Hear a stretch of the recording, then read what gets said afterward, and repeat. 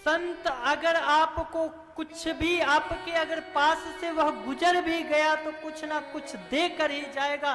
संत कभी कुछ आपसे लेकर नहीं जाएगा, किसी ना किसी प्रकार से कोई ना कोई प्रसाद आपको देकर जरूर जाएगा।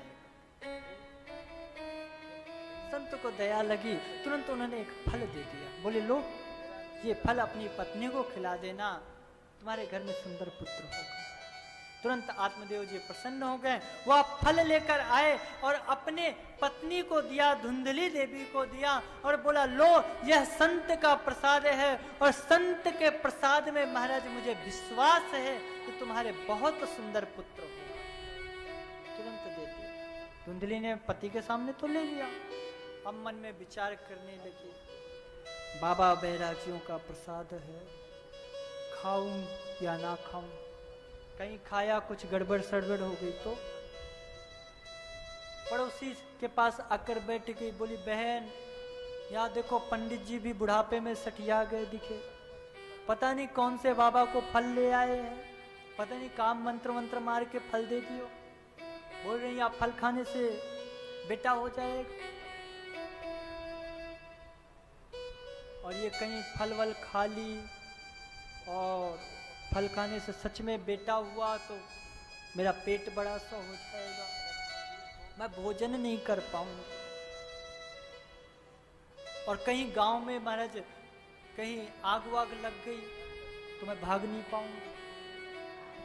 सहेली ने कहा अरे तुम चिंता क्यों करती हो, तुम्हें दिक्कत है ना, एक काम करो, ननंद रानी को पुत्र होने में कुछ देना लेना होता है, तो एक काम करो, तुम 6 महीना पहले से अपनी ननंद को बुला लो और उससे खूब काम धाम कराना, और जब जाने लगे तो कुछ बधाई के नाम में थोड़ा मोड़ा दे देना, तुम्हारा काम भी हो जाएगा। धुंधली ले बोली अरे बहन तू नहीं जानती मेरी ननंद को। बोले क्या हुआ? बोले वो महा चुट्टी है, अगर मैंने कोई उसे बुलाया मैं तो इधर बैठी की बैठी रह जाऊंगी और ये मेरे घर का पूरा मालटाल साफ कर देगी। और कहीं ये बाबा बैरागी का फल है, कहीं सुखदेव की तरह कहीं मेरे पेट में भी 12 वर्ष तक गर्भ ठहर गया तो मैं क्या करूंगी? मैं तो महाराज मर जाऊंगी जीते जी। सहेली ने बहुत समझाया, लास्ट में सहेली भी बोली ठीक है तू खा या ना खा, मेरा दिमाग मत खा, जो तुझे ठीक लगे कर। ऐसा कहकर सहेली भी चली गई। तुरंत धुंधली ने अपनी बहन को पीछे से बुलाई और बहन को सारा वृत्तांत सुनाया। बहन ने तुरंत कह दिया ए बहन, ये बाबा बैरागियों के चक्कर में मत पड़ी हो, पता नहीं कौन सा फल वल देती है, अगर कभी फल खाने से भी बेटा होता है क्या, मत खा। वो तो पहले से ही चाहती थी कि बहन के बेटा ना हो तो जितनी संपत्ति सब मेरे बच्चों की मेरी ही होगी, सो और भड़का दी। बोले एक काम कर, तुझे बेटा ही चाहिए ना, मेरे 7 बेटा ऑलरेडी हैं, 8वां गर्भ में है, जैसे ये बेटा होगा मैं तुझे चुपचाप दे दूंगी, तू एक काम करना थोड़ा मोड़ा मुझे भी धन संपत्ति दे देना, वो मैं अपने पति को देकर उनका भी मुंह बंद करा दूंगी, तो तुझे आराम भी रहेगा। और देख बहन बहन में कुछ अलग तो है नहीं, जैसी मैं मेरा बेटा वैसे तेरा बेटा, इसे तू परेशान मत। धुंधली ने बोली बहन तू तो मेरे सुबह से महाराज पूरा को पूरा टेंशन 2 मिनट में महाराज दूर कर दी, बहन हो तो तेरी जैसे। बोले जय श्री कृष्ण, जय श्री कृष्ण। तो धुंधली ने कहा ठीक है। अब महाराज वो धुंधली 9 महीने तक पति के सामने गर्भवती बनकर बैठी रही और 9 महीना बाद धीरे से बहन का पति आया और वह पुत्र देकर चला गया और धुंधली ने शोर मचा दिया, बेटा हुआ बेटा हुआ बेटा हुआ। आत्मदेव जी महाराज प्रसन्न हो गए और खूब महाराज बधाइयां लुटाने लगे। कुछ दिन बाद महाराज वो जो फल था ना, तो दोनों बहनों ने उस संत के प्रसाद की परीक्षा लेने के लिए वह फल गाय को खिला दिए, जो आत्मदेव जी के यहाँ गाय थी। तो कुछ दिनों बाद उस गाय के भी पुत्र हुआ, कोई बछड़ा बिछड़ी नहीं हुई, संतान के रूप में पुत्र हुआ, खाली उसके कान गौ की तरह थे। अब धुंधली के भी पुत्र हुआ और गौ माता के भी पुत्र हुआ। और देखो प्रभाव संत का सत्संग का प्रभाव ऐसा कि जिस घर में एक पुत्र नहीं था वहां महाराज गाय के भी। बोलिए जय श्री कृष्ण। राधे राधे राधे। बोलिए जय श्री कृष्ण। जय श्री कृष्ण। उस घर में महाराज जहां पुत्र नहीं था वहां महाराज गाय के भी पुत्र हुआ। तो ये संत का चमत्कार। पर एक अंतर है। अंतर क्या है? कहते हैं जिस घर में एक बेटा हो ना वहां मां का उत्तरदायित्व ज्यादा बढ़ जाता है। एक संतान की बिगड़ने के लक्षण ज्यादा होते हैं क्योंकि हम मोहवश प्रेमवश उसको हम डांट नहीं पाते। शास्त्र कहता है लाल एत 5 वर्षाणि 10 वर्षाणि ताड़ेत प्राप्ते तु 16 वर्षे पुत्रम मित्रम वदाच। बालक 5 साल का हो उसे खूब लाड़ प्यार करो, 10 वर्ष का हो उसे ताड़ना देना शुरू कर दो, और जैसे ही बालक कंधे के ऊपर पहुंचे 16 वर्ष की उम्र हो उसे मित्र के रूप में समझो, मित्रवत व्यवहार करने लगो। तो दोनों पुत्र हुए, एक का नाम उन्होंने गोकर्ण रखा, और क्यों? क्योंकि उसके कान गौ की तरह थे तो उसका नाम गोकर्ण रख दिया। धुंधकारी का महाराज उन्होंने धुंधली के जो पुत्र हुआ उसका नाम उन्होंने कहा आत्मदेव जी ने कि मेरा नाम आत्मदेव है सो मैं इसका नाम परमात्मा देव रखूंगा। धुंधली ने बोला वाह जी, 9 महीना गर्भ में हमने धारण किया और नाम अपने से मिलता जुलता नहीं, मेरा नाम धुंधली है तो मैं अपने पुत्र का नाम धुंधकारी रखूं। गोकर्ण पंडितो ज्ञानी धुंधकारी महाफल। गोकर्ण जी महान ज्ञानी हुए, पंडित हुए, और धुंधकारी महाराज महान खल निकले। धीरे धीरे कुसंगतियों में वो पढ़ने लगा, और कहते हैं अगर बालक गोली और चिंगों से खेलना शुरू कर दे, ताश पत्ते खेलना शुरू कर दे तो समझ लो उसका बिगड़ने की शुरुआत तो हो गई। तुरंत संभल जाओ, अगर आज आप नहीं संभले ना महाराज तो आगे सिर्फ सर पीटने से कुछ भी होने वाला नहीं। बहुत सारी चीजें बहुत लोगों के मुख से सुनने को मिलता है, महाराज आजकल के बच्चे, आजकल की बहुएं सुनती नहीं, हमारे जमाने में ऐसा होता था, हम तो अपने दादाजी की सुनते ही ऐसे कर देते थे।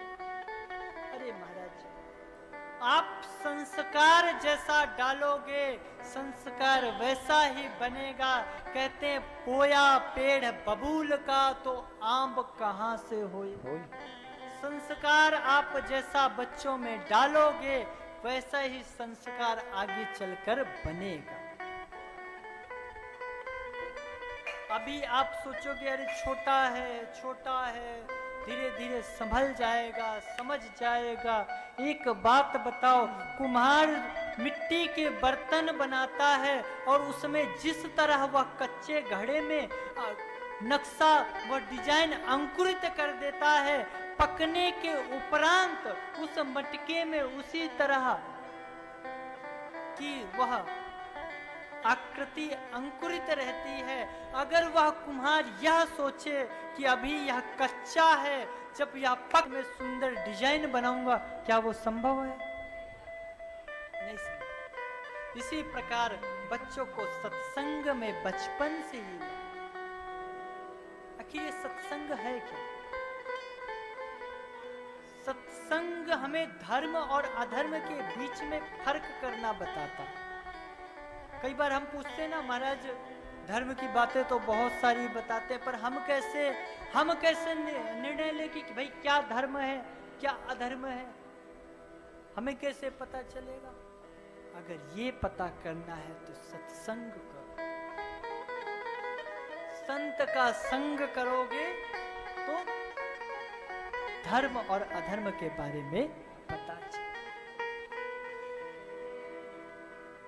धीरे धीरे धुंधकारी बड़ा होने लगा और कुसंग में पड़कर महाराज वो महान पापी निकला। और धीरे धीरे ऐसी परिस्थिति बन गई कि वह पंडित जी का जो भव्य महाराज धार्मिक घर था, जहां गीता का पाठ हुआ करता था, जहां महाराज मंत्रों का उच्चारण हुआ करता था, उस घर को वह धुंधकारी ने वैश्यालय बना दिया। जगह जगह मांस के टुकड़े पड़े रहने लगे, जगह जगह शराब की बोतलें पड़ी रहने लगी।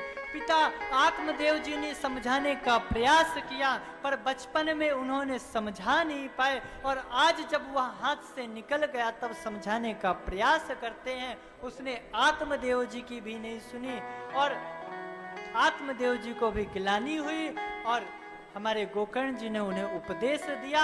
आत्मदेव जी की बुद्धि खुली और आत्मदेव जी घर छोड़कर जंगल चले गए।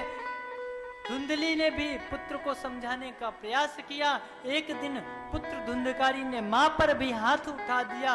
गिलानी बस वह धुंधली भी एक कुएं में रात कर कूद कर अपने प्राण का अंत कर देती है। और धीरे धीरे अब वह धुंधकारी का प्रकोप बढ़ने लगा।